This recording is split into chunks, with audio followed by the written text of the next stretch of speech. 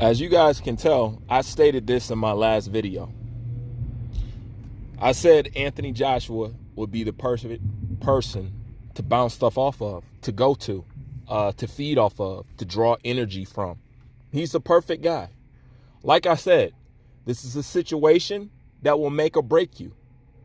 And regardless of people beating up on him now, just like I said before, everybody loves a comeback story. All right? Everybody loves a comeback story. This doesn't got to be the end of him. But like I said, it's how you react during adversity, which is the judgment of your true character. So with that being said, you know, Anthony Joshua is the perfect person for that. Now, I see a lot of people talking about give Daniel Dubois a break, blase splee, you know, Bruce, you too hard on him, you're too hard. I don't know what video you guys are listening to. If you listen to my videos, just like most of the time, just like most of the stuff I speak about, I'm very open about it. I did not condemn Daniel Dubois. I simply stated what facts was. I don't believe his orbital bone was broke. And that's my feelings. People don't have to share it, but that's how I feel. And I got a right to feel like that. And I have a right to feel strongly about that. And I do. And I know I'm right. You know, but it's nothing that I need to oppress upon. But this is what I'm going to say. I'm going to entertain this orbital bone thing, right? Let's go ahead and entertain it, guys. Let's go ahead and let's put it out there. Let's say I'm vibing with you on that sentiment. Do you know what that's saying? Let me put it like this, and I hope y'all are listening. If Daniel Dubois got his orbital bone broke with a jab, how the fuck is he going to take a right hand at heavyweight? That's real talk. If his orbital bone, and keep in mind, Daniel Dubois ain't been in no wars. He has not been in no wars. So if his orbital bone was broke off a jab, how is he going to take a right hand in the heavyweight division? And being that he's been touched with that jab all night, his head movement ain't up to par. So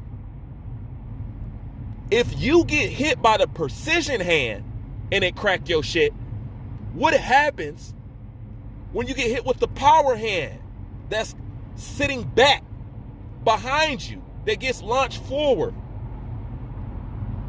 with more speed, more power? How is he going to be able to do that? That's what y'all not answering yourselves. So the truth of the matter is, you should actually hope what I'm saying is true rather than what you guys are saying.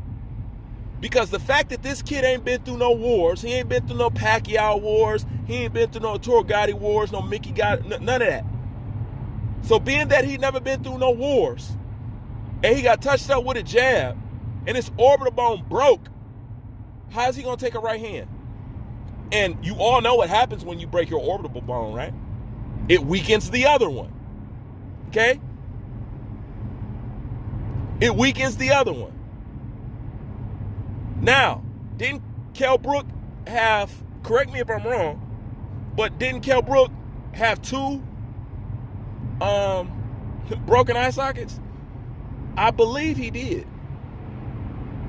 You know, when one get weak, the other one get weaker. You know, and that's just how it is. So you better hope it's actually what I say it is. And you better not hope he's on no Derrick Rose shit in boxing. You better hope that, but he shouldn't be because he's too young. Now, it's either that or these some malnutrition boxers, man. Straight up. Malnutrition. Now, I know our nutrition ain't like what it was back then, but still. And once again, let me get back on this orbital bone, right? Let me bring up Ernie Shavers. Let me bring up Julian Jackson. Let me bring up Deontay Wilder. As hard as he hit, he ain't cracked nobody orbital bone. He hasn't. Neither has Foreman or anybody else who you guys say is heavy-handed. You know? In that case, Fury's whole right side of his face should be caved in. Believe it. So, when it comes to that, you know, you guys can say what you want, but I think you should hope and pray what I say is actually accurate. More than, no, he really needs surgery. Well, he don't need to be in boxing. To get an injury like that quick, in boxing, maybe you don't need to be in boxing. I'm just saying, if he can't take a jab, how he gonna take a right hand? That's all that I'm saying. That's all that I'm saying. And I'm talking about on multiple levels. I'm talking about, can his bone structure hold up to it? And is he tough enough? Because that's all this is at the end of the day. People are questioning the man's toughness. But, like I said, you guys can think what you want to think, but at the end of the day, if the man can't take a jab, how's he going to take a right hand? But Anthony Joshua is the perfect one to bounce stuff off of.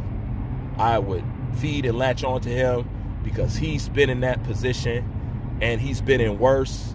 He's been attacked. He's been dragged through the mud. The kid's been through everything, you know. So I think Daniel Dubois should take Anthony Joshua up on his invitation and take the advice while it's out there and see what you can draw from it. Learn from it. And one thing, if Daniel Dubois don't know anything, he knows this.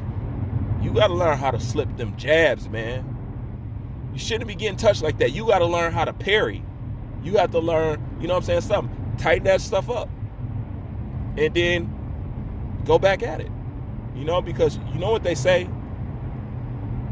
When you break a bone, it mends back stronger. So, just like how bones mend themselves back stronger, come back stronger. You know, if you got the heart, the grit, and like Customato said, the character, he'll be back and he'll be fine. If not, like I said, adversity shows a man true character. That's all I got for now, Bruce Vane. I'm out.